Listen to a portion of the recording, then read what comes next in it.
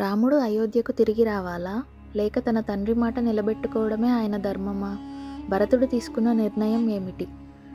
దశరథ మహారాజు మరణం అయోధ్యను దుఃఖంలో ముంచెత్తింది.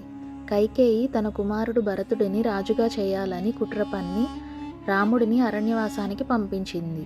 తండ్రి మరణ వార్త విన్న భరతుడు తల్లి మీద ఆవేశంతో తండ్రి మరణానికి బాధపడుతూ రాముడి కోసం తన ధర్మబద్ధమైన చర్య చేయాలని నిర్ణయించుకున్నాడు.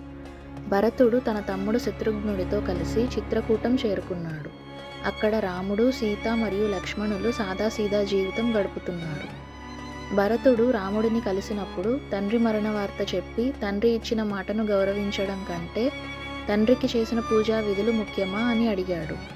రాముడు తన తండ్రి ఇచ్చిన మాటను గౌరవిస్తూ 14 సంవత్సరాల అరణ్యవాసాన్ని పూర్తి చేయాల్సిన తన ధర్మం గురించి స్పష్టం చేశాడు. భరతుడు రాముడి పాదుకలను తీసుకుని వాటిని సింహాసనం మీద ఉంచి రాముడి పేరుతో అయోధ్యను పాలించబోతున్నట్లు ప్రకటించాడు. ఇది నా రాజ్యం కాదు, రాముడి రాజ్యం. నేను కేవలం ధర్మానికి భద్రతా రక్షకుడిని అని భరతుడు స్పష్టం చేశాడు. భరతుడు తన ధర్మబద్ధమైన తీర్పుతో తండ్రి మాటను గౌరవించిన రాముడి ప్రాముఖ్యతను తెలియజేశాడు.